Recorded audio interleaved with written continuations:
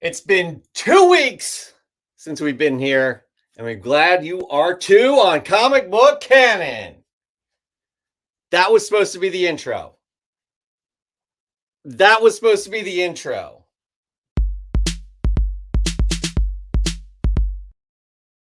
Woo! We are here. We are doing the cable access thing. We love it. That's right. We're back 2 weeks.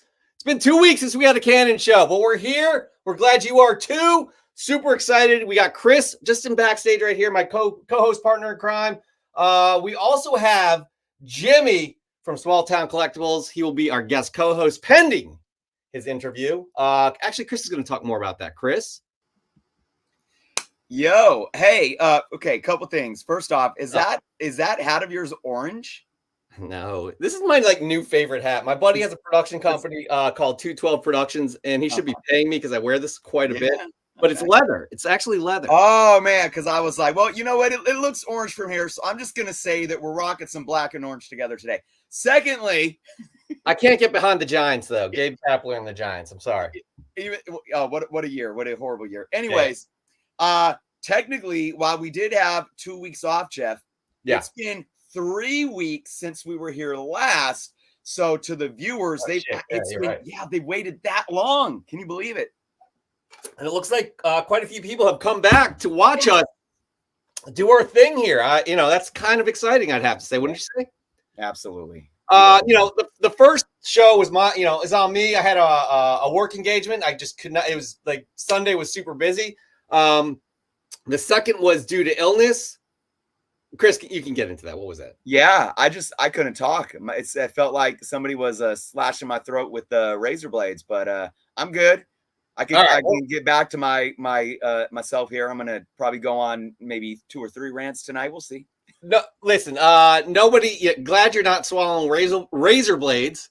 But we're just gonna get right into it. We're gonna get into the news. Then we'll say what's up to everybody here. We got somebody new here. K. Ruhu is in the house. All right. So Chris, let's just get into it because it's all MCU news here. It's all Marvel, DC, but it's huge news. So Matt Labno, I don't know if we're gonna have the rants, but we got some good stuff. Chris, you start off. What's up? We do got some good stuff. I'm really excited, guys. It is October 2nd. It's that month, guys, and we have some Werewolf by Night news. We got Kevin Feige talking about how important this Werewolf by Night special Halloween feature is going to be to the future of the MCU. Now, we are less than a week away from the premiere of the Werewolf by Night special. It is dropping this coming Friday, October 7th. I know what I'm doing next Friday. Guys, in a newly released behind-the-scenes featurette, Kevin Feige made some comments that speaks to the importance of this special pertaining to the future of the MCU. Quote, Kevin Feige says, "We wanted to explore entirely new characters and entirely new sides of the MCU with this unusual, fun, and frightening spin of the supernatural. We're introducing a world that will ultimately become quite important to the MCU." So, what is this new side of the MCU that is being assumed here by Mr. Feige? Well, of course, as he said, supernatural. What does supernatural correlate to? That's, the horror genre and the horror and supernatural element that we will see moving forward. So, we got the Blade film coming up, which maybe some more news about that later on. We had Moon Knight. There's so much here. And he's basically saying that this is going to set some stuff up. Now, does that mean we're going to get cameos and Easter eggs and all over this place and that this is going to be some big catapult? No, but this is the first time that we're going to really dive into it, I think, to this caliber or to this degree. And I don't know about you, Jeff, but for me, it's like this is a no-brainer. Once we've known about all these things coming. So when it comes to, for those that are watching and that watch these news pieces for spec reasons, guys, this isn't news. We should have known this, but it is good. It's really exciting to hear it coming from Kevin Feige. Yeah, absolutely. Again, Feige rules over everything. And if he's saying this is an important new corner to the MCU, you better believe it will be. I'm excited just the fact that they're taking risks here with something completely different. This thing is like a pulp B like horror film, and it shows in that trailer. It's incredible. It's gonna be, I mean, super excited. We also get Man Thing, which again, that's no surprise here. So I'm psyched for the 7th. I can't believe we're already here. I can't believe we're about to see Werewolf by Night. And again, I do hope I am holding out hope that we do get some weird cameos or something like that. Like, who knows? I doubt it, but maybe some Moon Knight. Who knows? Hopefully, one can wish. Chris, Dracula. I mean, yeah, and then there's Blade. But let's not keep our. Let's just enjoy it for what it is. Again, Chris, 20 years ago, we never knew we would be living in this day and age where we're talking about this stuff on the internet. Yeah. Right. All right. Anyways, moving on to the next piece of MCU news. That's right. Armor Wars is going to be a feature film and no longer a Disney Plus series. Just last month at D23, Kevin Feige stated that Armor Wars would follow the events of Secret Invasion, which is set to debut in early 2023 on Disney Plus. Chris, that's right around the corner. Oh yeah. It's not when or why this decision came about, but we are to assume that the foundation of the story and events happening in Armor Wars won't change that much.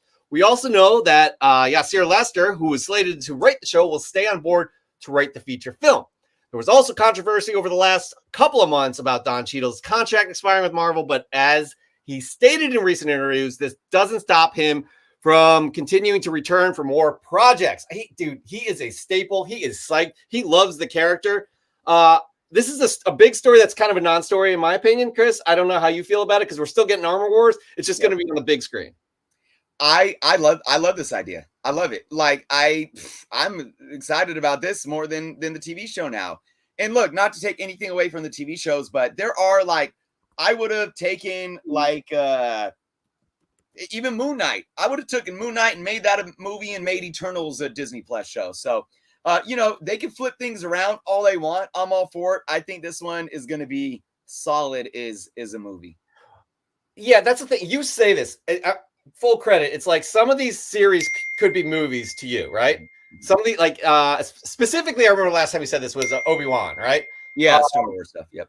So here we are. It's moving to a movie. So again, I think also there's going to be more capital to be thrown towards that movie in terms of they're going to, that budget's going to at least double. No doubt. That budget will double, and it's going to be something spectacular to watch on screen. People are speculating Robert Downey Jr. will make a return as that AI.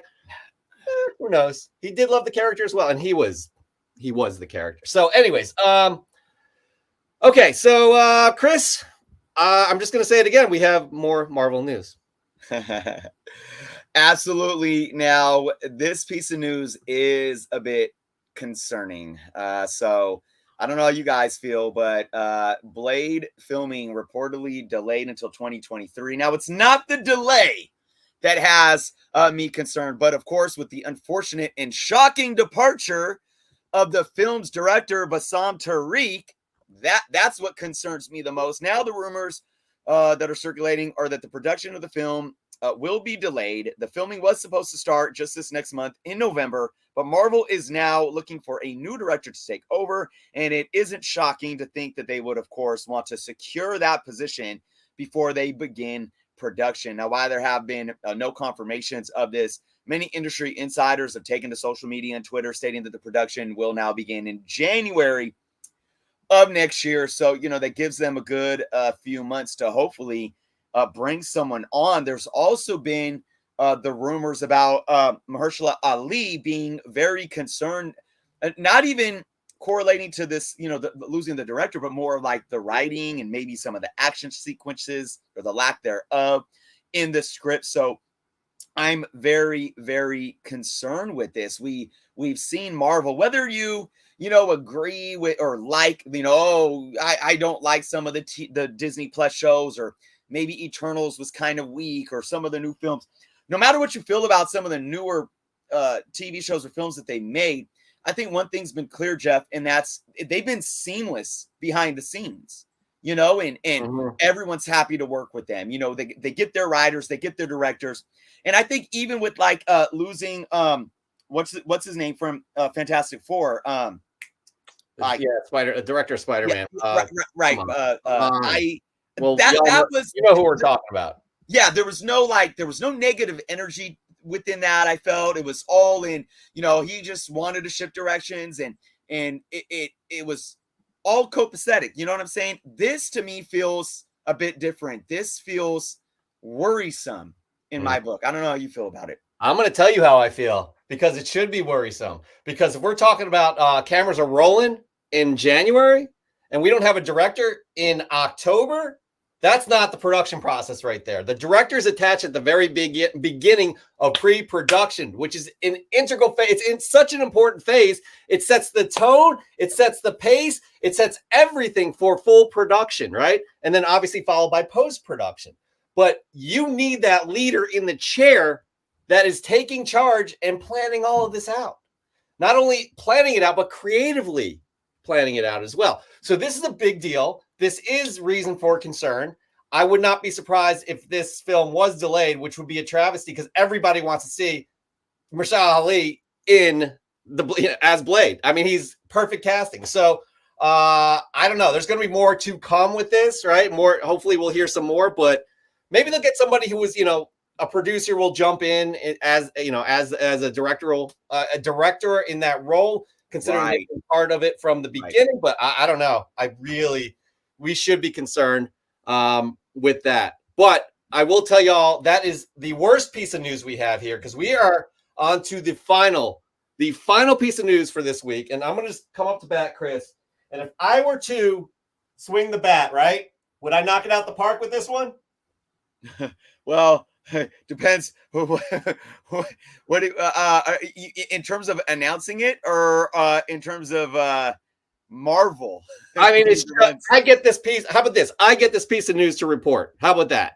Yeah. Let's just say it. I mean, he's back. Yeah. It's happening. It's happening. Wolverine will be in Deadpool 3. I mean, come on. Hugh Jackman is coming back to reprise his role as Wolverine after that after Logan, that piece of art, that wonderful film was a swan song. After everybody saying that's it for us, we're done. Even Patrick Stewart as Professor X was just in Doctor Strange. Like, he's back. And the way that they revealed it, Ryan Reynolds, it was dripped in Ryan Reynolds sarcasm and just ridiculousness. We have a link to that announcement below. It's pretty amazing. The official release date will be September 6, 2024. Chris, that's 2 years away. I mean, that's exciting.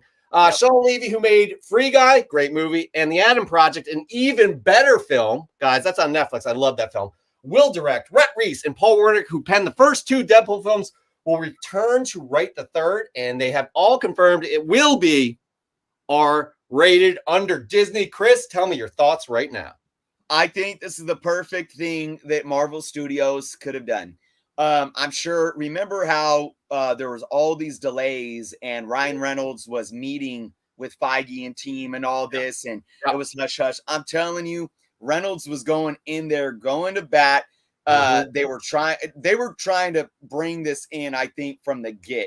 And I think it took a lot of just pulling the pieces together to make this happen. All of the elements, though, keeping it R-rated, all of that, I think this is perfect. And I recently did a video about this pertaining to, the spec book that's like hot right now. And I called it a money grab. And just for context, I didn't mean that as a dirty word. I meant like, this is a no-brainer how to make money off of this. The fan service is there. Everyone, how they set it up with the little, not trailers, but those little clips of Ryan and Hugh sitting together talking about it. It's just the perfect marketing. This is going to be a money maker, hands down. But I will say, and I know this isn't like a comic book spec segment, we're just talking about the news, but I do want to include this. Like, this is going to be amazing, in my humble opinion, when we as fans go and sit there and watch it on screen.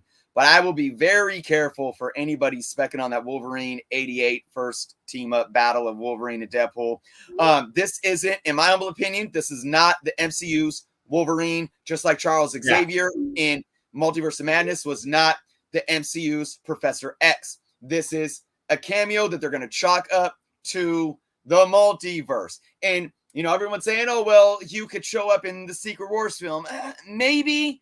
But again, Hugh Jackman already said he was done. He already said he was done. Yeah. But because of what this means to Ryan and what it means for the Deadpool franchise moving into the MCU, I just think it worked for everyone involved. I do believe this will be the last time we see him.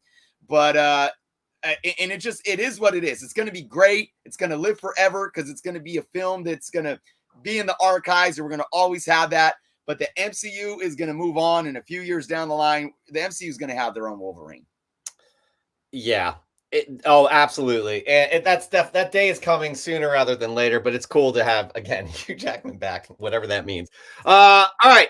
Speaking of moving on, we're moving on from the news, and we're going to say hello to a few people like Mark Leneker, bottom tier collector, Caleb Leland, a.k.a. Cable Leland. Who else do we got? We got Dan De La Torre. What's happening? Bryant Wilson, Jacob Comics, Prince Zodiac, Raising Elm Comics. We'll be talking about you a little bit later.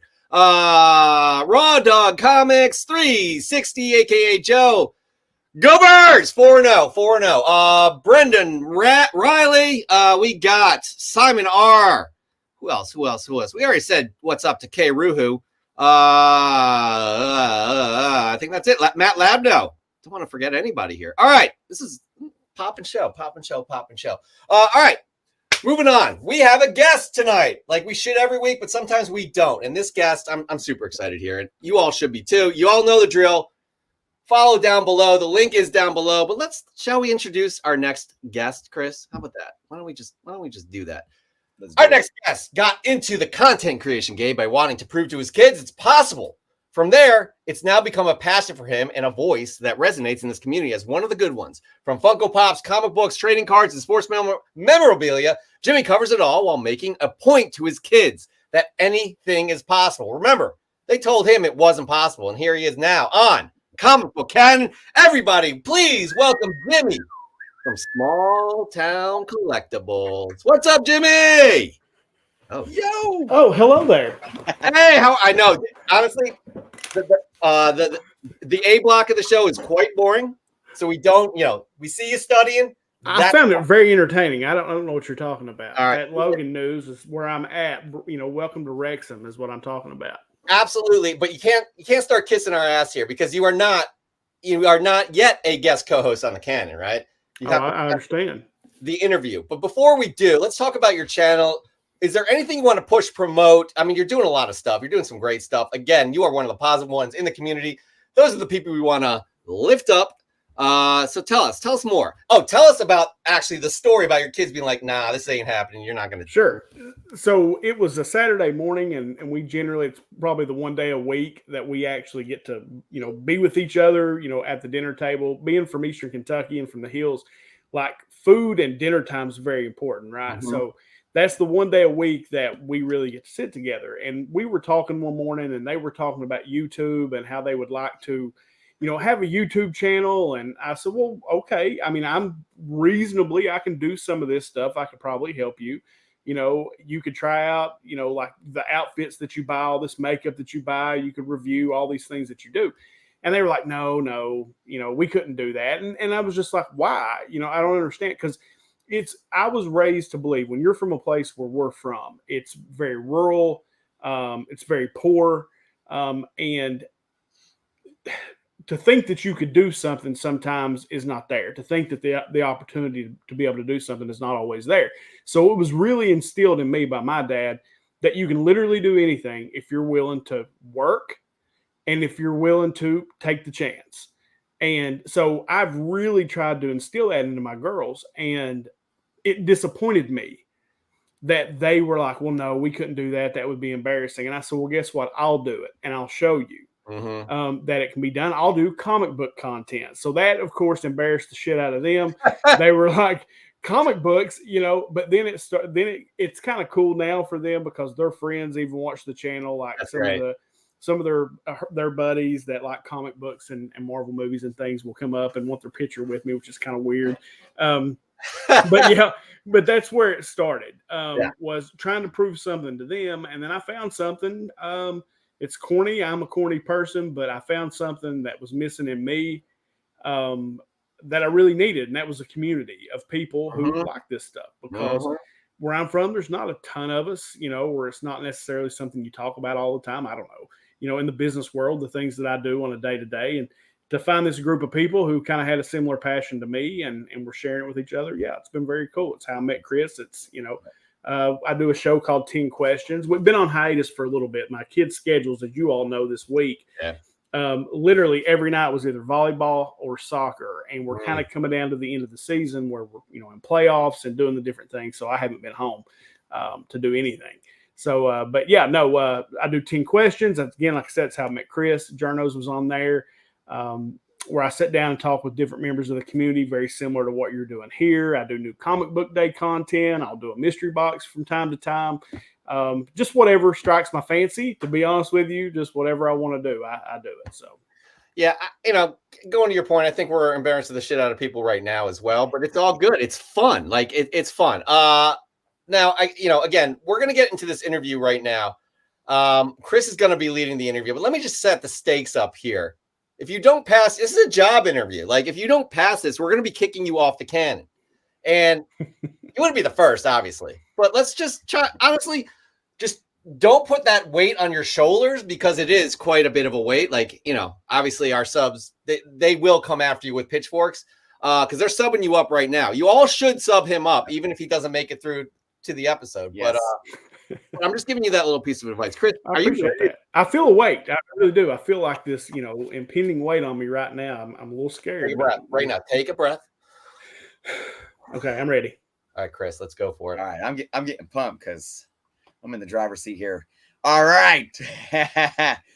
All right, Jimmy. Yep, we know as you are showing off. Let's see the jersey. Let's see that there.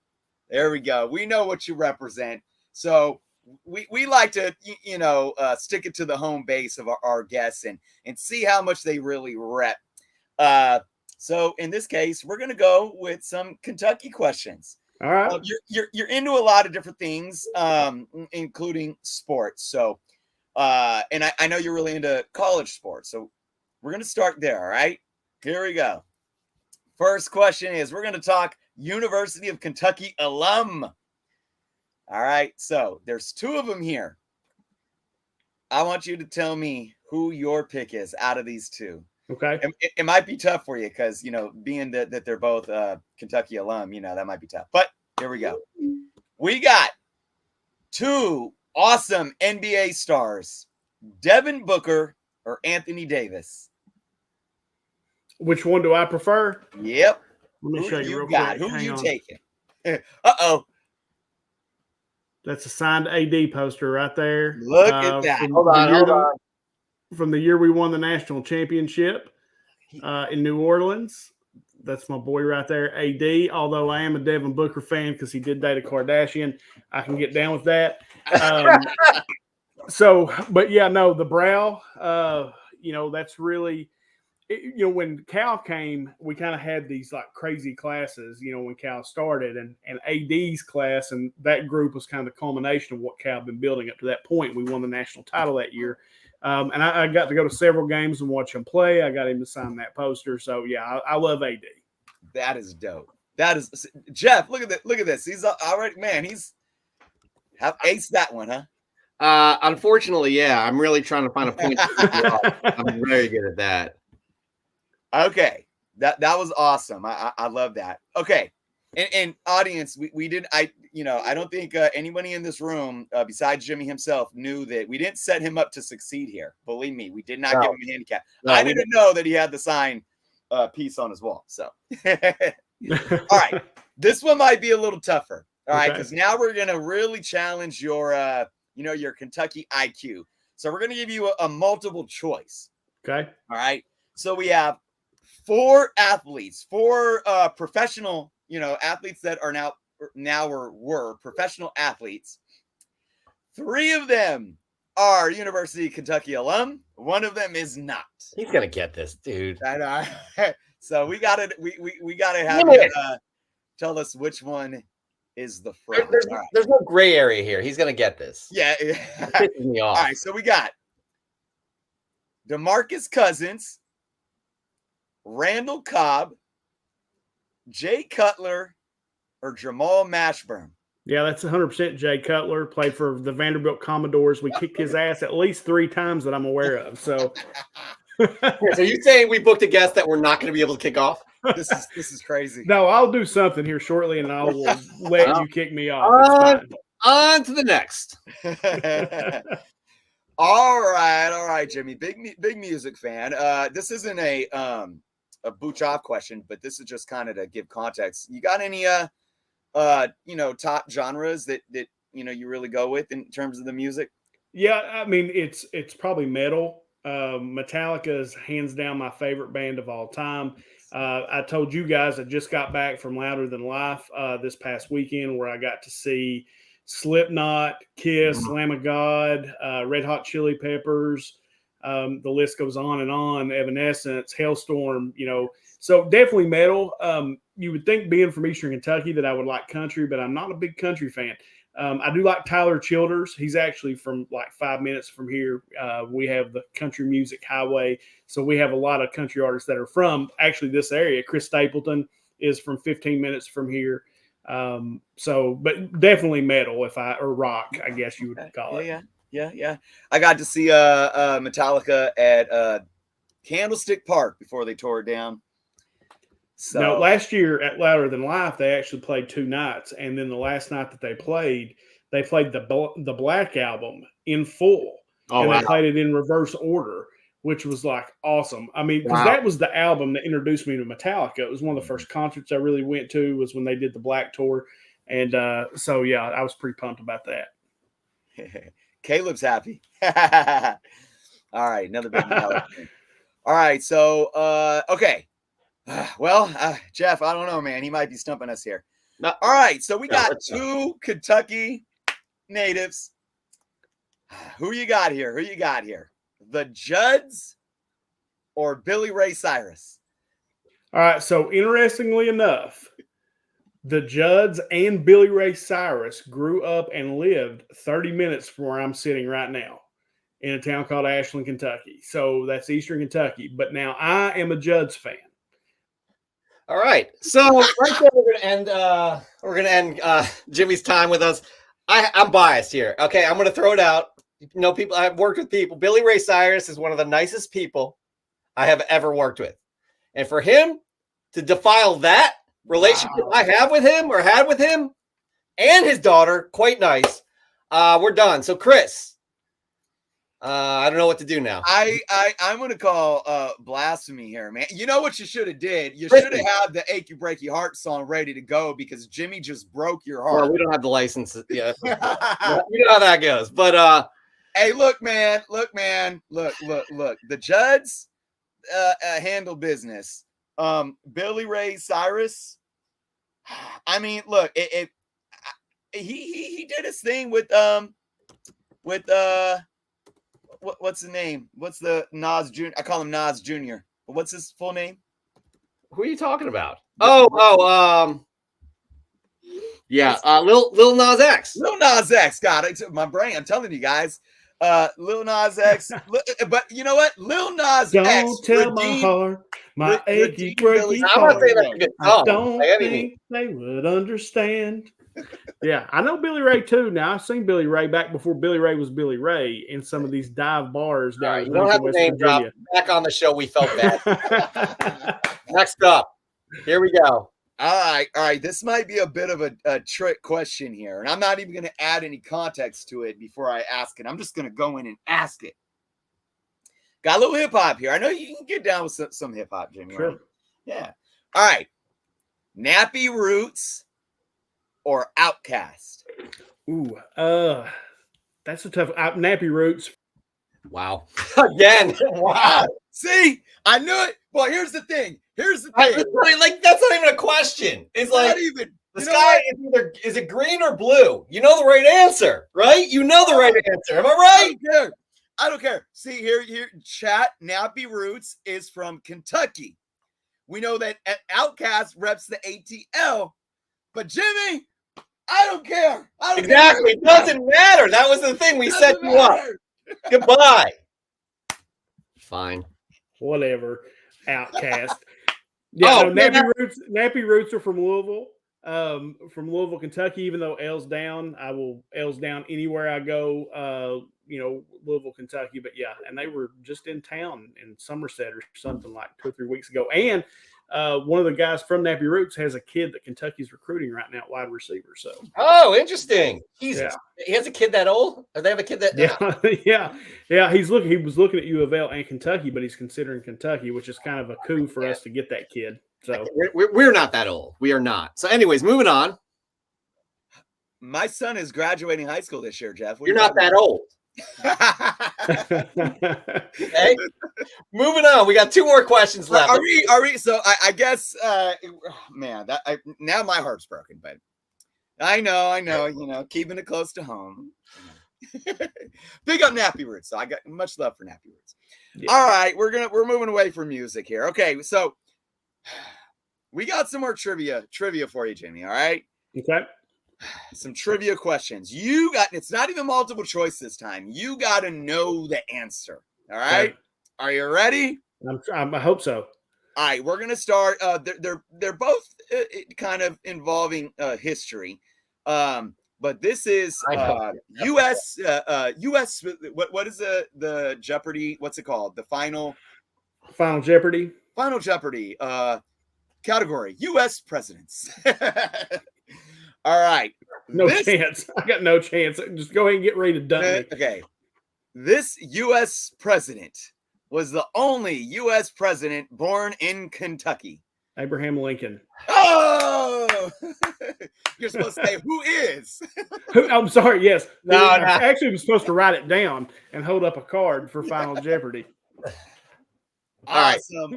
There was another one. There was another U.S. president that had close ties to Kentucky. I think may have lived there for a while. Who was that?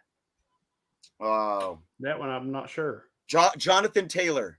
Oh. I think Jonathan Taylor, lived in Kentucky for a little while or somebody. Was not originally from Kentucky. Lincoln was the right answer.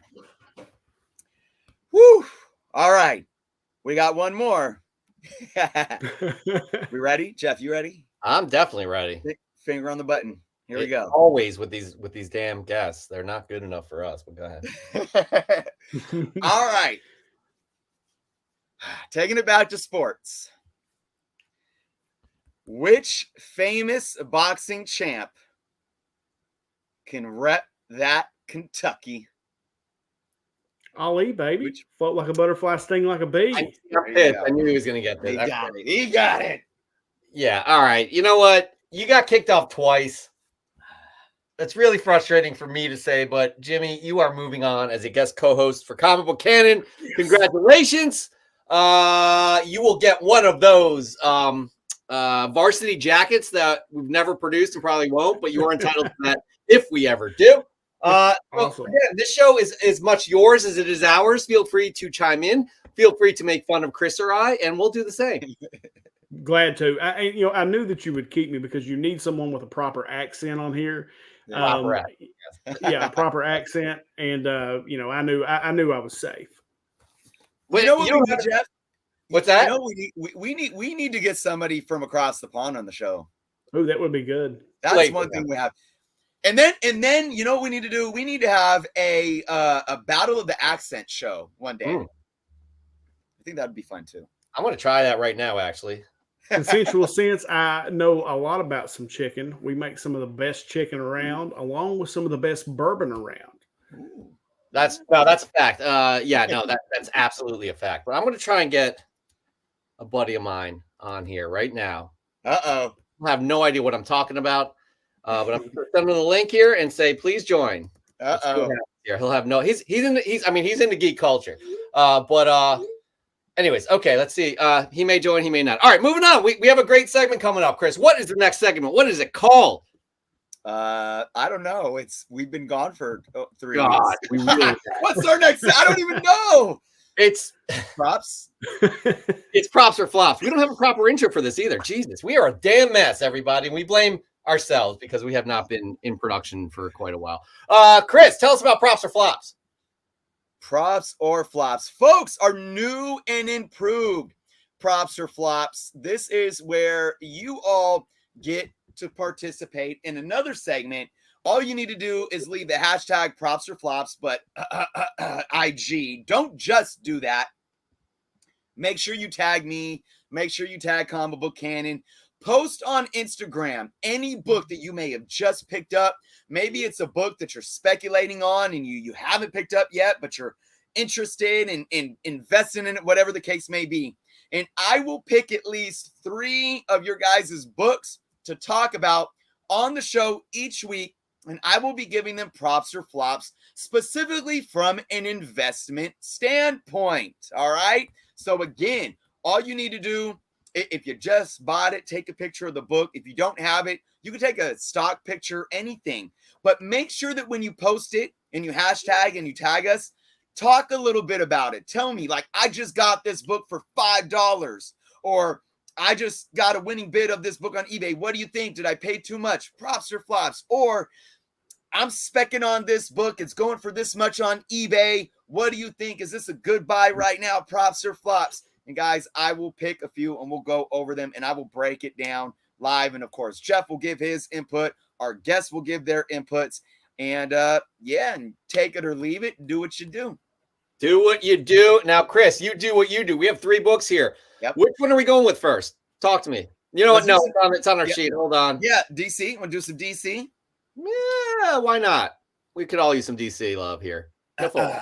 Yeah, we had an awesome DC submission. Guys, I'm going to try to read this. I'm blind, old and blind, and I should be wearing my reading glasses.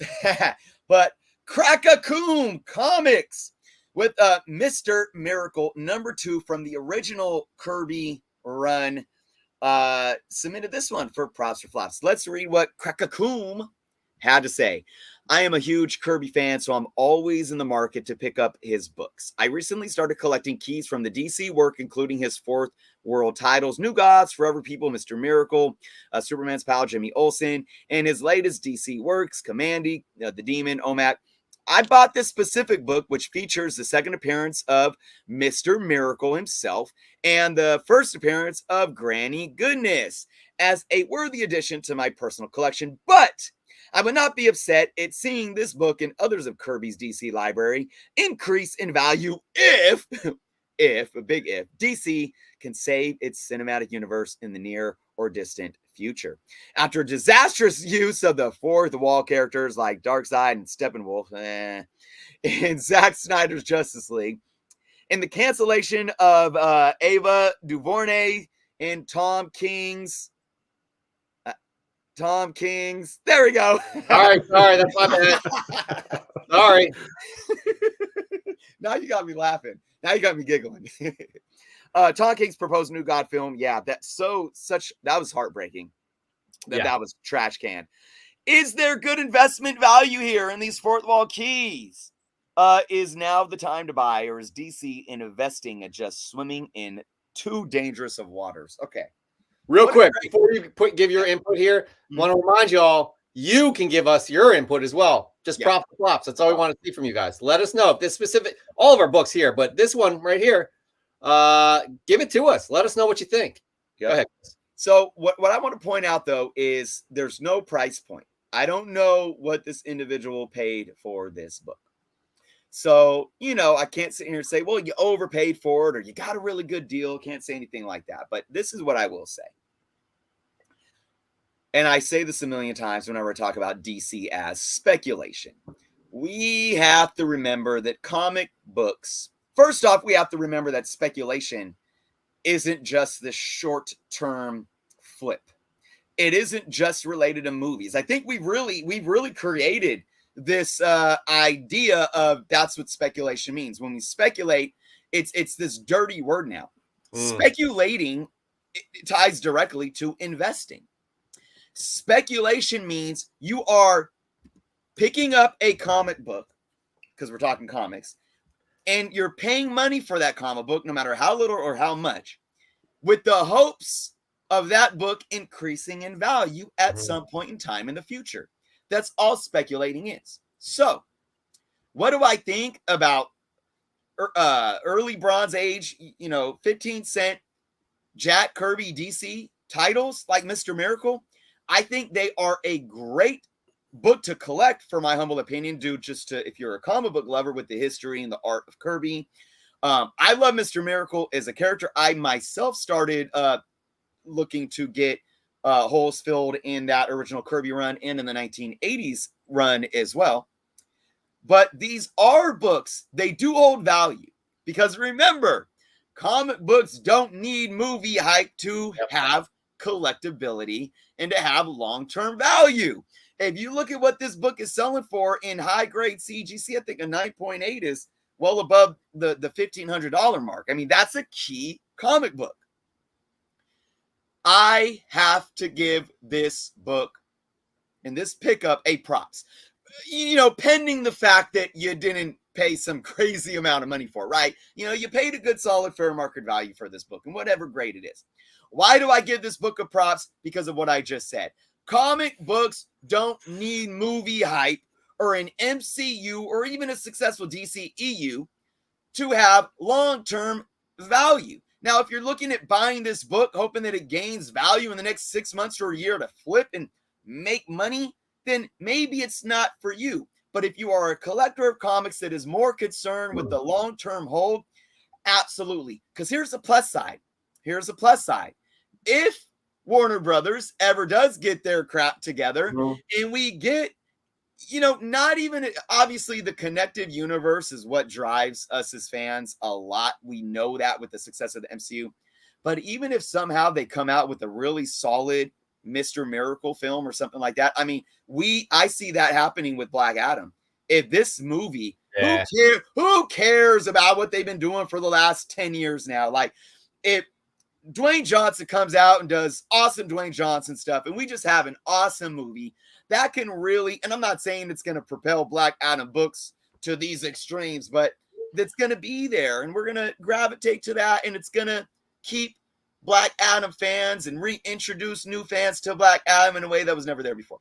So let me say this, Chris, if you don't care, like that particular run, like Kirby's run on the Fourth World was really at the time was probably ahead of its time. Mm-hmm. And if you read that, and specifically Mr. Miracle, that could actually translate well to a TV show or a movie. I think more of it, to me, it's HBO Max with DC. Like, I think that the HBO Max connection, I think, because they do that kind of stuff really, really well.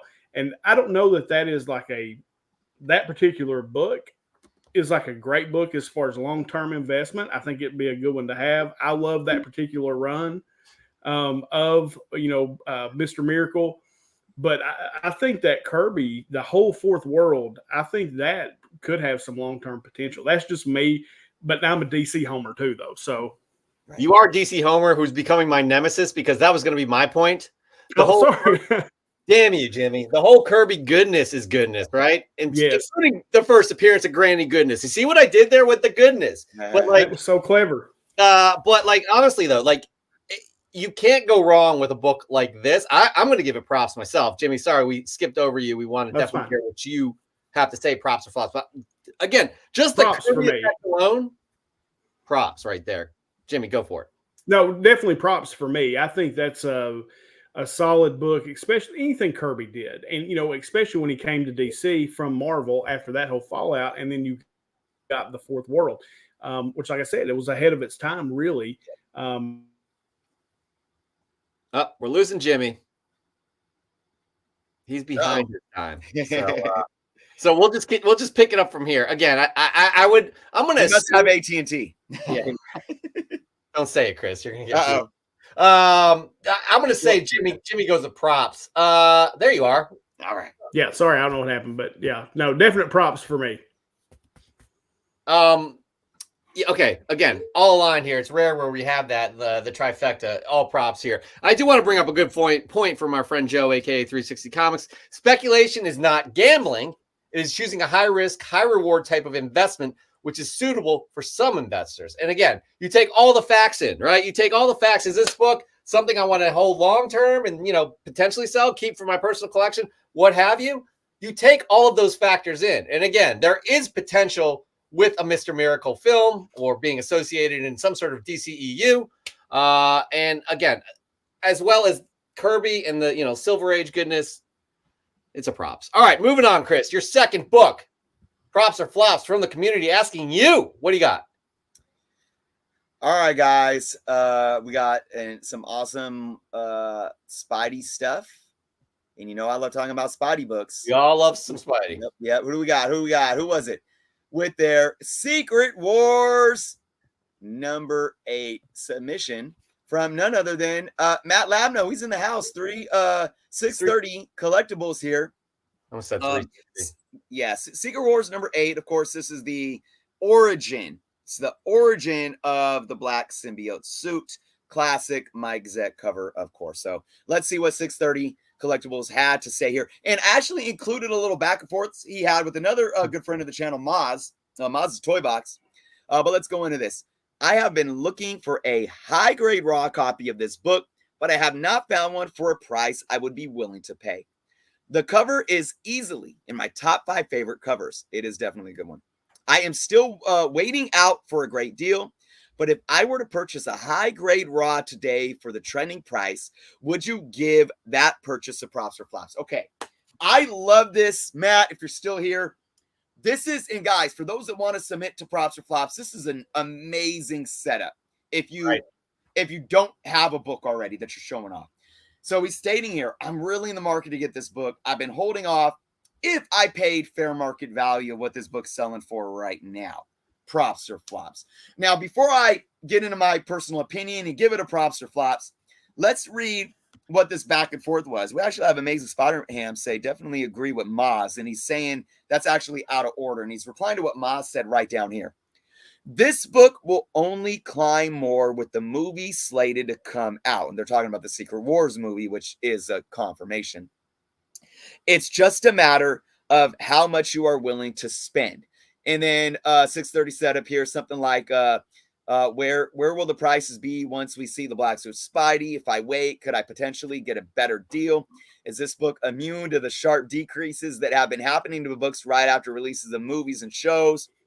Maz replies saying, I feel the Black Symbiote books will always hold value, so it may take a knock, but I don't feel it will drop below current prices. Okay. Big shout out to Maz for chiming in on this and really adding some context to what I want to say. If you look at this book on the market in graded copies and raw copies, it has been a very steady investment. You could go back to 3, 4, 5 years ago, pre-COVID even, of course, and this book continues to increase in value. You see outliers like what you always want to do is you want to take a rolling average. If it's for raw books, because you get a lot on the sales census, take a period of like 30 days. I think there was a period sometime last year where it was trending around 700 to 800 and you had like an 1100 sale in there. I mean, who knows? It could be a 2-book lot that got pulled in that is just an outlier. So you got to kind of throw away the outliers. But if you look at it, it's trending upward like this. One important factor about this book as well, while we had a COVID boom, during the summer of 2021 leading into the fall of 2021, as of late over this last year, we've seen some books on the market, not all of them, cool off some. We've even had solid keys drop off by 20 and 30%, but of course they increased by like 300% the year prior. So this book has stayed steady. So this is what I have to say to 630. You have a couple things riding on this, okay? We do have a Secret Wars movie coming. We don't know if they're going to take from the original. They're going to take from the 2015. I've been saying I think they're going to take from both, okay? We also have a symbiote, and if you haven't seen the movie yet, shame on you. So no spoilers here, but if you haven't seen... It's beyond. No Way Home. We have a black symbiote Stop in the MCU. Shame on you if you haven't seen it, and if we spoiled it for you, don't shame. I mean, if you're speculating on this book, you could look at, there's a Secret Wars, Avengers Secret Wars movie coming out that could have implications towards this book. But we also have a symbiote in the MCU that's off of Venom. Okay. I've been saying for multiple years now, ever since the first Venom film, if we ever see Tom Holland's Peter Parker Spider-Man have a black symbiote attached to him, this book, as well as any other one, Amazing Spider-Man 252, Spectacular 90, Marvel Team at 141, in this one, they're gonna go bananas. Absolutely bananas. And to what Maz was saying, we've been seeing, and Jeff, you know that I've been talking about this a lot. FOMO is absolutely out of control right now. We are seeing books, oh, so-and-so's left hand is going to show up in this movie. The first appearance, stop it. Yeah. too high, too fast, and they've been dropping like flies. While there is ebb and flow even with good characters, and there are extreme dips sometimes with good characters. Look at what happened after Endgame. Thanos' first appearance dipped hard. It's been coming back up now. Why? Because comic books have intrinsic value that don't have anything to do with MCU. It's going back up, but it did after Thanos was done. I do believe that could be ebb and flow to this book if we ever get the symbiote attached to Spider-Man, but I don't think it's going to be a huge dip because of what this book already is on its own. Therefore, 630, Matt, I always recommend having patience, okay? Always have patience with your purchases. But I do believe that you're on a time limit here. You do have something working in your favor with the economy still. The economy is still, it's crazy. We don't know what's going on. And it could have another negative effect on some books in the market. So have some patience, but be careful, because if you really want to own this book, I don't think right now is a horrible time to buy. Oh. I would still give this book props if you paid recent fair market value for this book. Jimmy, you are our guest co-host. You go next. No, I agree. And, there's a couple of things with that particular book. Like, I look at a lot of books almost like stocks, and you were talking about the economy and the things that go on. And there are some books that you would just consider to be a blue chip book. Now, while this is probably not a high blue chip, it's still a blue chip. And it's always going to hold its value. It's like Chris said, yeah, it dipped down some, but it went up 300% before. So it's still higher than it was. It's got Spider-Man, check. It's got potential ties to the MCU, check. And it's the black suit, check. And those three things kind of make that a book. It's a definite prop book for me. I think Chris is right. I think if it ever gets attached into the actual MCU, it could explode. I would definitely, all books are going to kind of do this. You just got to kind of look at what they've done historically to see where they really are. But no, I think that's a great book to have. I have multiple copies of that book myself. If I find one and it's in good condition at a good price, I always pick it up. I think that's a definite book to grab. 100%. I'm going to say props as well. Again, we're all agreeing here. I can't believe it. But yeah, it's an important comic book in the history of Spider-Man, Marvel, and now it's going to be cinema. It absolutely will be. Yeah. People are eagerly anticipating Tom Holland in a black suit with the symbiote, right? Yeah. So bottom tier, what is this? What is Secret Wars number 8 a key of? It is the first introduction of that black suit symbiote, right? It took a while to create this story. They didn't have this story in place when it happened. When you have that iconic kind of Secret Wars 8 cover with him standing there, but it was the catalyst for that, and it's led to where it is now, where there's going to be now 3 Venom movies. You have a symbiote in the MCU, and again, this is a book to have. I would say that the dip is here too, and maybe buy it now, because when they start rolling out news, which is far away, but news with the next Spider-Man trilogy, as well as these Secret Wars, it's definitely going to be a key to have. I want to speak to bottom tier's comment here too. Not sure that the arc will play out like the comic, even if we get a Secret Wars movie. Here's the thing: if we're talking specifically not the story arc of Secret Wars, the original 1984 Secret Wars, but the story arc of the black symbiote suit, absolutely. I think Kevin Feige wants it more than anyone. Why? Because Sony said Venom's ours. And what did all the fans say? Yep. How do you have a Venom movie without Yeah. Spider-Man? They want it done more than anything. That symbiote is attaching to Tom Holland before Tom Holland is done playing Spider-Man. Mark my word. Clip this for when it happens. Let's come back to it. It's here, episode 114, comic book canon. So we're all giving it props. All right, Chris, we have one more book to go over for props or flops, and then it's another segment after this that y'all know and love. What is it, Chris? Yes. So this was I picked this one because of it being a bit of a unique book. Than just standard Marvel spec, MCU spec, or even DC stuff. So we're going with some indie, some dark horse. We got a submission of Bang #1 from this is from Family Collected, I believe Northern Cali local here. So Family Collected, thank you so much for submitting this book. One thing Family Collected did not add any context. Family Collected, if you do this in the future, adding context definitely helps. But let's talk about it anyways, guys. Bang #1. I think the reason why Family Collected probably posted this is because Family Collected is probably aware that this property has been optioned by Netflix for a film, not a show, a film starring Idris Elba. I love Idris Elba. I love him. I don't think I've seen necessarily anything horribly bad with him in it. He's always doing some decent stuff. I don't know much about the book, never read it.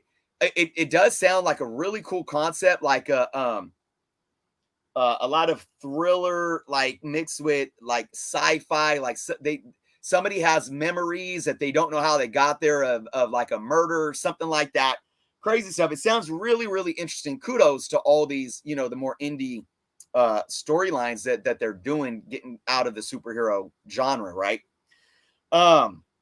Now, remember, though, this props or flops is not based on the story. It sounds like a really cool story that I would give props to all day long. But this book, which came out a couple years ago now, it's not been doing much of anything on the market. This announcement for it being optioned was a couple months ago.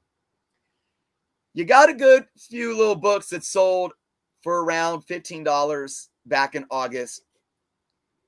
And it hasn't really sold much of anything since. If you go on eBay right now, there are a ton of these books sitting up there as auction items, as buy it nows, and nobody's bidding and nobody's buying it. I am going to 100% give this book, in terms of investment, a big flops. And let me just explain further. And I'm going to reiterate this because I've talked about this before. If you are in the spec game, that's all gravy. And when I say in the spec game, I say that in the cliche way. Because what did I say before? Speculating is just anybody that cares about future monetary value of some of the comic books that they buy, right? Most of us speculate to some extent. But when I say the spec game, I'm talking about that quick flip, right? Even maybe a long-term flip, maybe whatever. I just don't think that the majority of collectors should be looking at indie titles.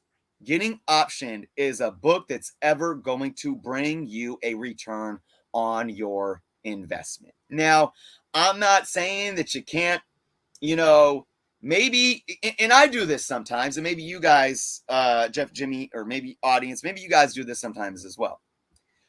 I buy my books via previews, via mycomicshop.com. I get 35% off cover price. I love boom stories. I like a lot of image stories. Haven't read too much dark horse as of late, but I often might buy a couple issues of a new #1 title if I think it's an interesting story. Because what will I do? I already am getting them at under cover price, and I'll read one because I want to read the story, and then I might hang on to one just in case it does get optioned. And if the book starts selling for $15 for a couple of weeks, and I could sell it for $15 and make a few bucks in my pocket, that's fine and dandy. But once something gets optioned and a cover price book starts selling for $10, $12, $15, $20, $30, for me, I don't even get fazed by it. I don't even hear it. I don't hear the nonsense. I don't hear the white noise, whatever it is, because they just simply, more often than not, don't go anywhere, even if they come to fruition. Even if, now this is a movie, a Netflix movie. How many people are going to go watch this movie and are going to go flock to eBay and start getting into bidding wars over this book? I'm sorry. I just don't see it happening. This book is absolutely a flops for me. Jimmy.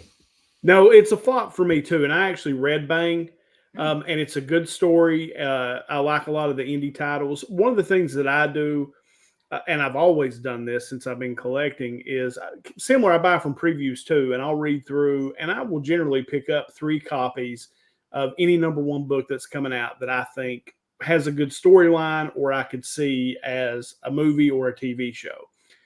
And I'm getting it at less than cover price. Yep. If you can sell it for $30, you're making 10 times your original investment. That's a good return on investment. But most of these books, I love Idris Elba, love him. He's one of my favorite actors. Absolutely love that cat. And if it comes out with a great trailer and the price pops, I'll sell every one of them I got over here at that time. But as far as like a long-term book that's going to be worth $1,000 someday, that's just not one of those books, in my opinion. Well said right there. Again, there's been so many indie books that have made it to the big screen, little screen, and they just go by the wayside. I mean, Paper Girls was an interesting one. That was a decent series. I thought it got weaker as the episodes went along. It got canceled. But even before the first episode dropped, I don't think those books were selling very well. And I think, I don't know, people are trying to find the next Walking Dead. Yeah, that's gonna be a tall order. Well, and to that point though, and I think Chris said it was, you can go on eBay right now and you can find them everywhere. If the print room was very high, what makes Walking Dead so valuable is it had a small print run. There was not a ton of those books printed when they first put them out. That makes a huge difference. The rarity of it makes a huge difference. And I think Bang had a pretty decent sized print run. Like I said, it's a good story. It's a cool story. The concept's interesting. I think it'll be a cool movie. But as far as that book having, like a long-term value where it's just no. Yeah. For sure. And there you have it right there. That was all flops from us. Again, we agreed on all 3. That's amazing. That is amazing. It rarely ever happens. Jimmy, you may be, I don't know, you're showing your worth here. You may be in line for the Hall of Fame. Hall of Fame. I don't want to get too far. Chris, we can't get too far ahead. Right? Too far ahead of ourselves. Show's not over yet. I'm sure I'll show my true self shortly. Yeah, plenty of time for you to mess up. I'll start showing off Superman books, and you'll be like, all right, no. Hey, it's all DC here, except the DCEU needs to get their shit together, and I think you'll agree. They do. With us, actually. Yeah. But right now, we have our next segment here. It's an interesting week. It's a first for this segment. But before we get to that first, Chris, what do we got? Props or oh, just kidding. We already did that one. Fresh from the comic shop. Fly from the press and salon. That's right. You, the audience, send us your fresh gets each and every week, and we share them here on this segment. Not only do we share them, but you are in line just by submitting to potentially win an amazing prize from EGS, a beautiful EGS slab. Chris, tell us all about EGS, would you? EGS, folks, if you aren't aware of EGS and you want to maybe send some books in to get graded that isn't a company that starts with the letter C, check out EGS and you can use the discount code Canon5 to get 5% off of your order. Now, what makes EGS stand out from the rest? Well, they do have those amazing custom labels that are optional. You get to see a good handful of different options that you can see right here on screen. Of course, they also have their standard universal blue label as well. You get free grader notes with every book. It doesn't matter if you get a 9.9 or a 10.0, you're getting grader notes. Fast turnaround times as well. And guys, I just got word that as of, I believe, the end of this week, EGS will have in-house their own custom proprietary cases that we've been waiting for a good amount of time now. They're going to be finally here. So check out the website, EGS Comics Grading.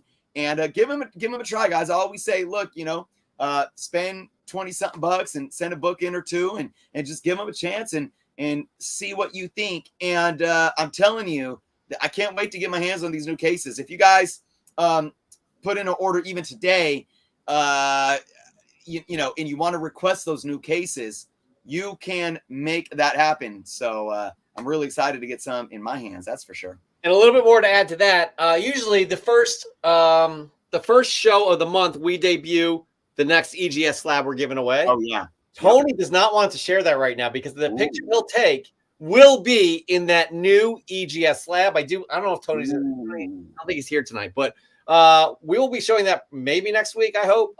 Again, we will have a slab this month, but it will be in the new case, which is awesome. Real quick, we need to give away our September slab, but we got some issues, Chris. Yeah. September slab right here, as you can see, a beautiful Inferno Mystique variant cover, 9.8. It is gorgeous. Again, getting these custom slabs, nobody else does it, just EGS. It's fantastic, really fantastic, and we're psyched to be partnering up with Tony and EGS. Go ahead. And so we do have the voting open still, right? For the well, let's get into the situation. This is a first. We've never had this before, but our second semifinals ended in a tie. A tie versus Union Josh versus Raising Elm. A tie, 50-50. So it is up for vote here to move on to the finals between these two fine human beings. They'll go against the finalist here, which was, I do believe that's Spider Dude 71.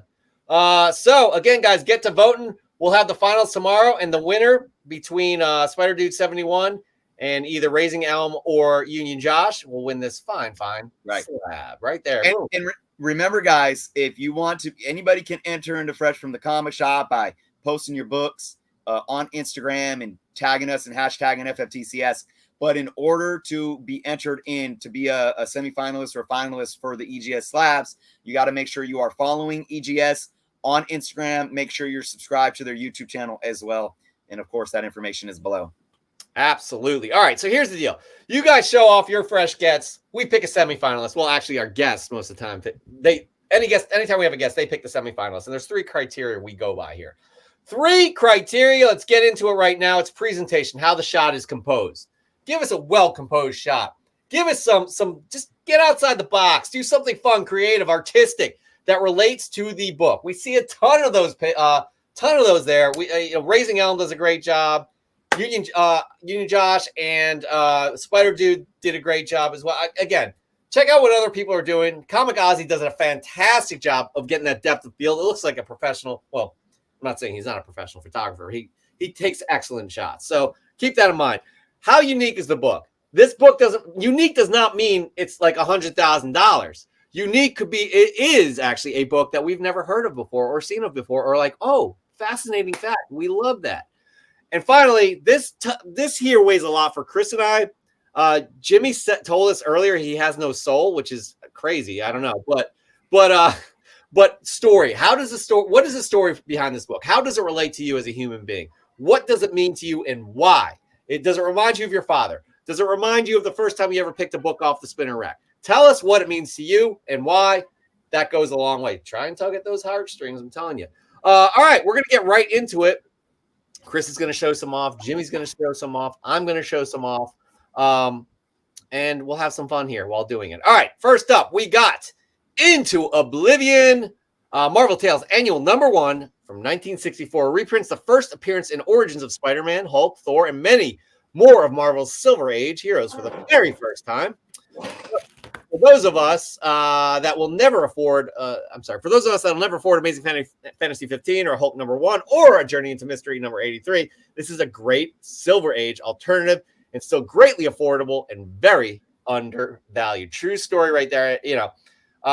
Into Oblivion actually prefaced it with saying this is a very undervalued a book right here, and I'll agree with that. That's a cool book right there. Moving on, we got Son of Comics, Night Stalkers #10, The Midnight Massacre blank cover with custom sketch. Again, custom. So this is unique, people. A sketch by the one and only Mr. Corey Ross. I'm a big fan of Blade movies, so I had to add this collection. To own one of those Corey Ross sketch covers is an absolute honor because this is an unbelievable sketch. Words cannot express how happy I am to add this to my collection. Thank you, Mr. Ross. That is unique. That is gorgeous, guys. Look at that cover. That is fantastic. Well done there, son of comics. Next up, Spider Dude 71. I am recently collecting on my Spectacular Spider-Man run, and I have found that this particular comic fluctuates in price quite a bit in the first appearance of White Tiger. Is this a props or flops? I guess it depends on what. I guess, but my bad. I took this as a fresh from the comic shop, but it's still a cool book too. Good work there, Spider Dude 71. Jimmy, what is your first fresh get of the week? What do you got? My first fresh get, or I can't even talk, is this John Byrne cover. I'm a big Dark Side fan. I, was going on about Kirby and Fourth World and all that, but I love that Dark Side cover. And I'm a Superman cover. He's hanging my boy, by his cape there. But I just think that's a beautiful cover. I absolutely love that when I just picked that up. Yo, hold it up, please. Oh, sorry. I have this issue. I got it off the rack. I'm a diehard John Byrne fan myself. Love this Superman run. As a kid, I was reading. I was like, this is just incredible. So John Byrne opened my eyes to Superman, and I love everything about John Byrne, what he did with Superman. So good stuff right there. All right, moving on. Who do we have? Wait, time out. Is the bearded one bottom tier collector? Yep. Hold on. Hold on. Oh, here it is. I submitted my fresh from the comic shop yesterday. Jeff must not have seen it. You know what, though? If you're the bearded one, 89, guess what? Yeah, I saw it. Oh. Yeah, I did. Back from Tupelo, Mississippi, with my fresh from the anniversary trip haul, Sandman 46, Green Lantern 148, the first appearance of Chip, and Wolverine 144. Wasn't the most fruitful of hunts, but finding that Wolverine 144 now puts me one issue away from completing Wolverine Volume 2. Goodness, man. Great stuff. That's definitely a personal collection goal, and we're happy for that. All right, here's the deal. I don't know what we're gonna do here. He does it. He did it again, guys. He always shows up. Always shows up. Here's Raising Elm, who is, I guess, is in the semifinals still. We're figuring this all out. I don't know where we're at in terms of voting.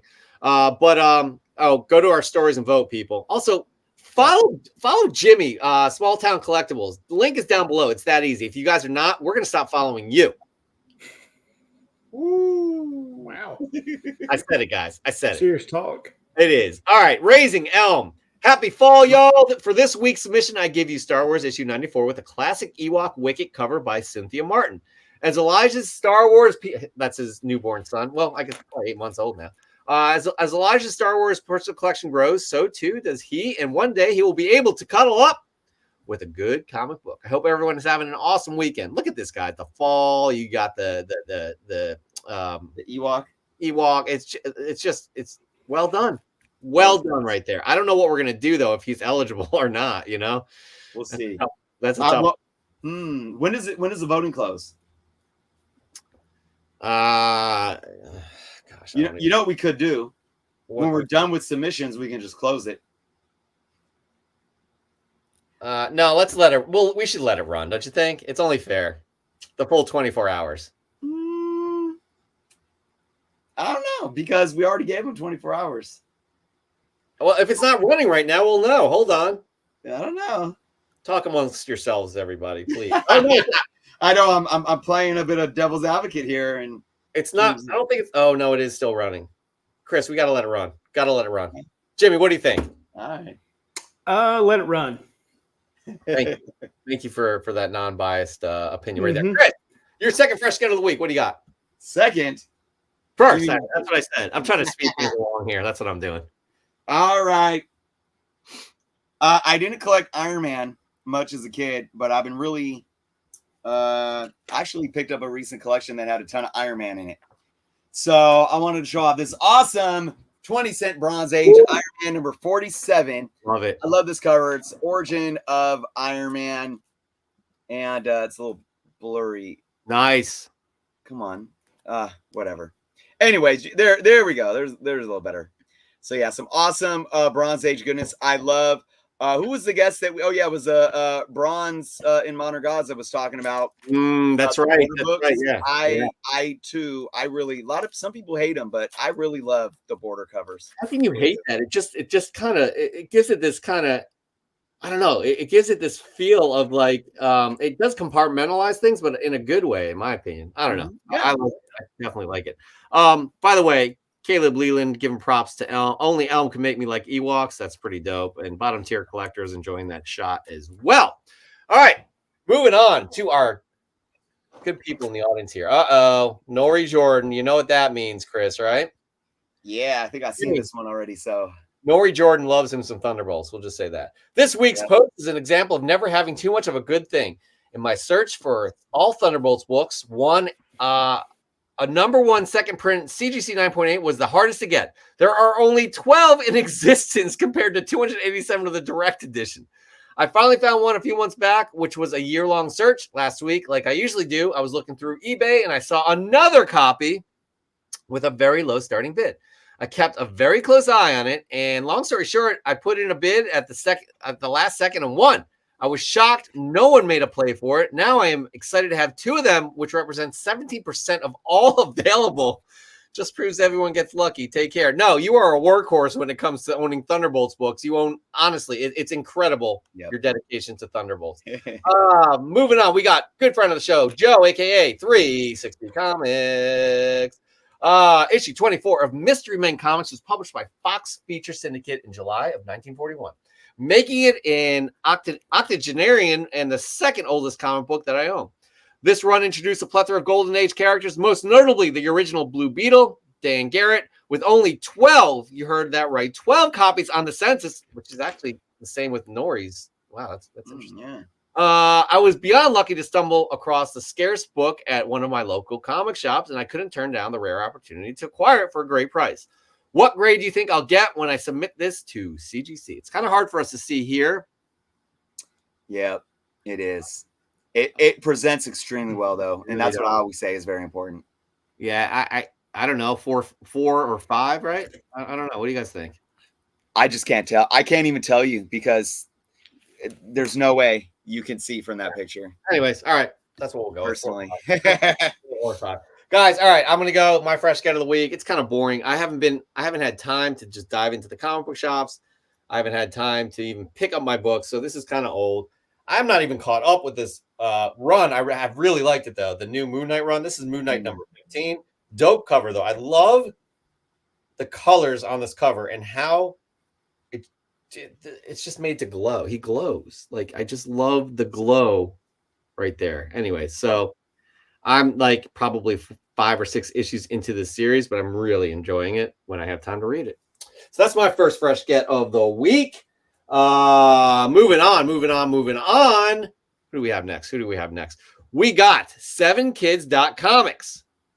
Happy birthday, Harley. Had to grab all these variant covers for Harley's 30th anniversary. And this Brazilian Digest size Mad Love issue this week. That is some Harley love right there. Good stuff, 7 kids. Good stuff indeed. We got real Caleb Leland. I want to give a huge shout out to Joe at 360 Comics. That's right, Joe, for sending me this beautiful book. I was lucky enough to win one of his recent giveaways, and I couldn't be more thrilled to finally have this one on the PC, especially with the Secret Wars movie coming in the next couple of years. If you're not following 360 on IG or subbed on YouTube, what are you doing with your life? So, Comic Book Canon and Journos. Well, Chris and I are both Comic Book Canon. Let's just clarify that. I humbly submit this gorgeous book for Fresh from the Comic Shop. That is great. And, you know, Jimmy, again, is one of the greats of the community, and y'all need to be subbing him up. But we have the link down below for Joe as well at 360. Definitely sub him up if you haven't. It makes no sense if you haven't. All right, Jimmy, your second fresh get of the week. What do you got? All right, so I have been collecting of late. Everybody, you know, if you don't know, I'm a big Superman fan, but I'm also a big Alex Ross fan. So I stumbled onto these Alex Ross books, and so I'm going to pick up my favorite ones because I picked up the whole run. But I just think that's like a classic. Oh, shut up. Yeah. Alex Ross Superman cover. So you got that one, and then this one. I love that. Him holding up the Daily Planet. He's cheating. Those are some great covers, though. Yeah, And then I I'm love telling you, this one too. my Titan. favorite cover artist of the millennium. Yeah, so I love Alex Ross's art, and then like I said, I just stumbled upon to the fact that he had done these Superman covers. I was just doing some research, and so I put this run together, and there's about 14, 15 books altogether. But those are probably my three favorites. Off is definitely a Christopher Reeve vibe stance. Like his stance is Christopher. Yes. And I love how the bottom there, you barely notice it because you're looking up top, but he's floating. He's in, he's above the city. It's just awesome, man. Yeah, but those are sweet. I absolutely love those. Good. So good. So good. All right. Moving on. Some more good stuff from you fine people. We got Jacob Comic. This week marked the final issue of a run I've absolutely loved. It's been an amazing ride, and it's not over, Miles fans. A new issue number 1 is on the way. This week, I present Miles Morales 42, along with some of my favorite Miles covers. Definitely one of my favorite characters and my son's favorite character. We can't wait for the continued adventures. Yeah, definitely. We love how Miles has made a mark as well in the comic book world. And outside the comic book world, it's only going to be bigger and better. And that Mark had said, get the one with crypto. Right there it is. There you go. Yeah. Interesting you bring that up. Nobody's really noticed what that relates to right now, right? Little super pets. Oh, come on. They're supposed to guess. Well, I didn't know the rule. Super pets. Whatever. All right, moving on. We got who do we got? We got Marvel Man 616. Where are you? Oh, there you go. Deadpool Samurai #2, featuring the first appearance of Sakura Spider. This is the manga US paperback version, but still really cool. Absolutely. I think that's the first appearance of Sakura. Everybody's going crazy for this thing, by the way, too. Who knows if it'll last? It's manga. I don't know, but it's a good pickup right there. Chris, your second fresh get of the week. All righty. Okay, well, I'll keep up on the Iron Man theme from the collection that I picked up with all the Iron Man books. And just a really cool Silver Age Iron Man #7. Oh, nice. With some gladiator action. Mm-hmm. And, I forget who said it, but somebody was saying that Wolverine might have been inspired by some of the early gladiator renditions, because he Uh-huh. usually had blue and yellow, and he had the claws and whatnot. Interesting. Very interesting. The cool Silver Age Iron Man. Look at you jumping into Iron Man. Yeah, well, those are awesome. I love those covers. I had no choice. It just happened. Absolutely. All right. We all know it is Halloween, people, and Comic Demon loves the horror. So many damn good-looking books this week. Hard to pass up tasty art. Didn't get suckered into grabbing all of the Harley comics, but they were all looking amazing. So here are a few this week. Comic Demon couldn't pass up. We can only show one submission here, but that's a good one for our Halloween theme madness. All right. We have a few more left. Why don't you show us your last fresh get of the week, Jimmy? All right, so I was trying to decide. There was these Alex Ross. Oh shit! Wait, no, my turn. I just cut you off. Whatever. I was gonna say second fresh get of the week. Right. This cover. It's. I mean, Darth Vader covers are just incredible, but this one, Chris and Jimmy, so sick. I love that cover. I mean, come on, what the hell?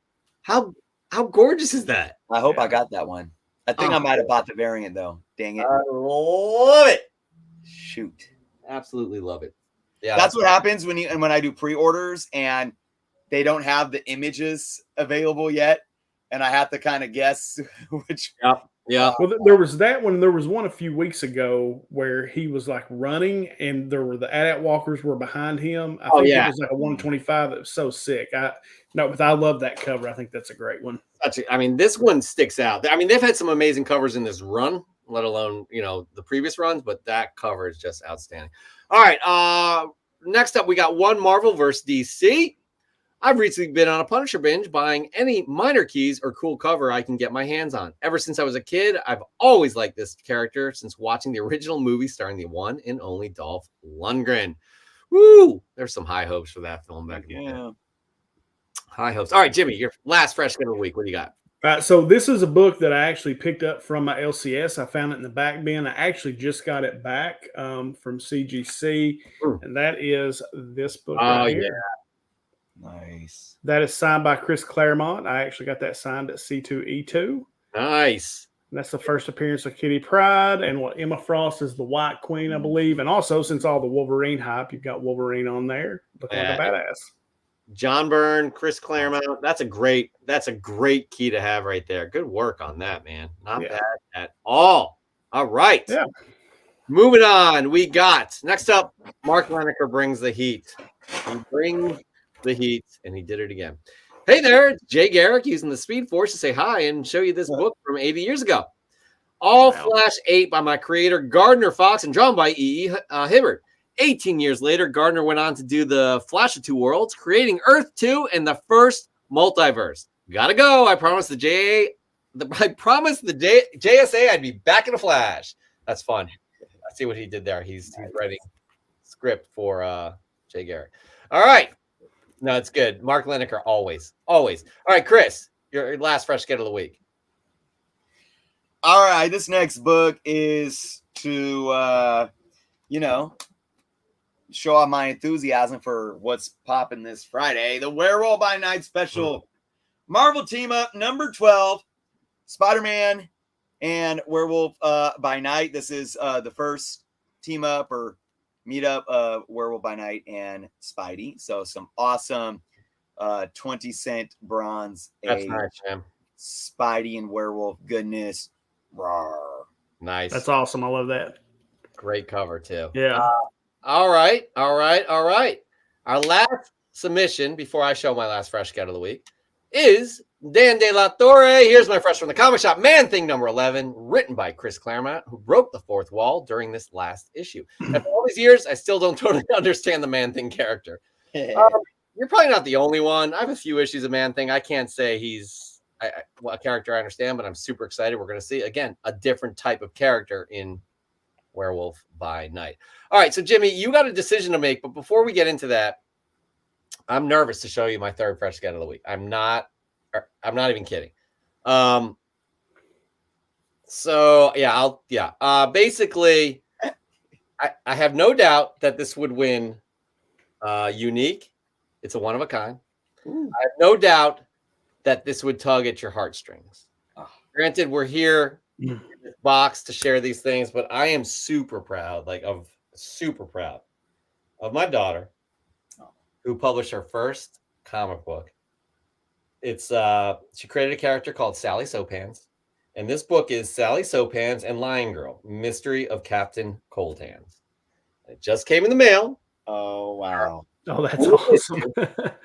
It's our only issue that we have. We're gonna print more, but that's Sally Soaphands right there, and there's Lion Girl. There's Lai, Lion Girl's sidekick, Lai, and Wait, let me see the bottom. Show the bottom. Where it says, what's this? What do we got? Sally, Soaphands, and Lion Girl, Mystery of Captain Cold Hands. What's it say under that? Captain Cold Hands. It's just got her name, but Captain Cold Hands is, That's the bad guy. Yep. About the illustrator. It's awesome. That's fantastic. Wow. Yeah. So I'm going to tell you guys another story about this. Yeah, you win. Absolutely. Dan's like, if I was voting, you would win. I'm going to tell you again, this is more, we're not eligible, but so I go into the comics and I'm going to talk to her mom to see if it's okay. I recorded this all on my phone. We walk in the comic book shop. I didn't know that my comic shop owner, All Yeah Comics in Harrison, New York, would do this, but I was like, we walk in, I was like, just follow my lead, please.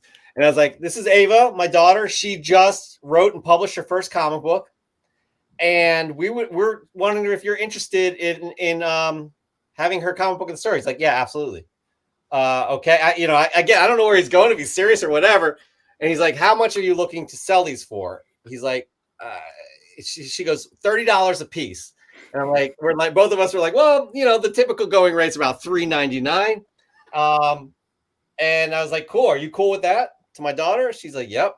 I was like, you cool with that? To Mark? He's like, yep. I was like, let's go shake hands. And they shook hands. And this is off camera because I cut the record. He's like, I have to ask you something. We're having comic book signings for, I can't remember what artists they are, but they're legit artists. He's like, I want to see if she's interested in coming and we'll set up a booth for her and she can sign her own comic book. That's awesome. So this blows my mind away. Like, it's unbelievable. So I'm very proud. I had to share that. I'm glad I had a platform to do that. Awesome, man. That is awesome. So maybe we'll post up the video. I got to talk. I wish I lived in New York. I'd have to be there, man. Well, we have to see if we can produce enough copies to make that happen. I don't know what the turnaround time is going to be because the signing is in 2 weeks, and we'll see. So, anyways, thank you all for listening to my story. That was very, very, very, very important for me to share. All right, so enough of that. Jimmy, what do you got, man? What do you got? As to what? Like, which one of these do I like the best? Yeah. Let us know which one. Again, you know the criteria. You saw all the submissions. You're gonna have to pick a semifinalist for October. We don't know what the book is just yet, but it's on you to pick this semifinalist. So there's some really good submissions. Like, those were really good. The two that really kind of stood out to me, like 360 Comics, I love that book. Like, I think that Mystery Men book is dope. Like, I absolutely love that. But it really comes down to two. And Show 360. There it is, right there. Yeah, that's so cool. I mean, I think that is just fantastic. But it really comes down to two for me. Raising Elm, with that, the way that the presentation, I love Star Wars. Got a Star Wars book right here I'm getting ready to read. That one is fantastic. And then I can't read my own handwriting. Son of Canes or... Oh, yeah. Son of Comics? Son of Comics?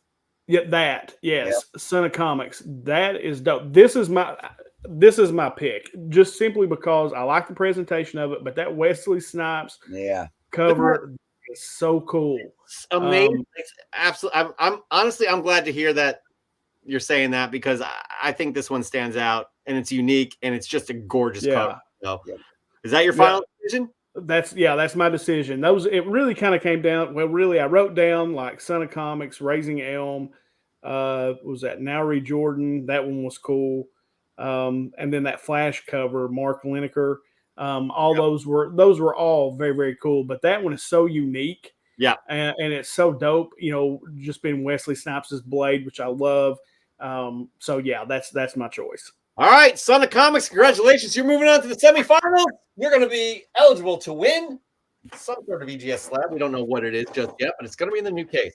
I do want to address Jacob Comics. We absolutely did talk about your submission. It was right there. It was all Miles. Yeah, so. heck yeah.